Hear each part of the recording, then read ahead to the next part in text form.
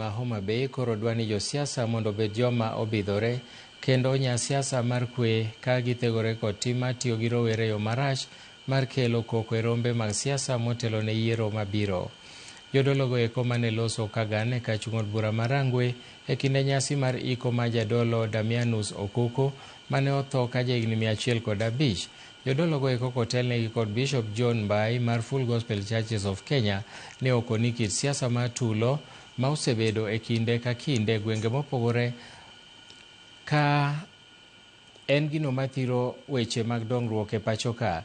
Gikone josiasa mondo katiyo marach gi rowere mar kelo koko kata rocho kwe rombe mag galamoro to nego gimanynegi tije. Wasebedo ka wawacho wach mar kwe okang' maduong' mondo mi kinde ka kinde kama wantiere kata kama untie kaka joma tindo mondo unyag kwe.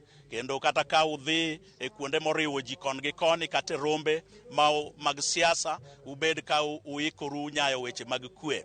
E ndalo maka wanyayo kwe to wanyalo dak e alwora maber. Sama wantie joma tindo koro dwa hero koko kendo gidwa wuotha ka oging'eyo ni tang'o kendo samoro jomoko tiyo kodgi e yo marach.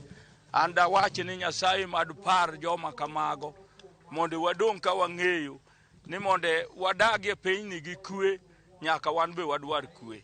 An bende gima dakwa maduong' ahinya en kwe, nikech ka wabedo kod kwe e piny thurwa ka to kata bed ni weche tek machal nade to ka kwe nitie to wan kod yot mar riwruok kanyakla kaeto watimo gima ber mamiyo wadwa moro kata nyaminwa moro kata nyathiwa moro nyalo yudo okang' monyalo goyo e pek ma enie. Jomitiyogo kaka guns joma tindo mondo sirikal bende odonjre gi guns go. Nyithindo matindo ma ketho ngimagi kapod tindo nikech guns dawa her mondo wapuonjre kodgi kaka wan jonyuol mondo giwe weti kodgi mondo gi ng'ato ng'ato ng'ingi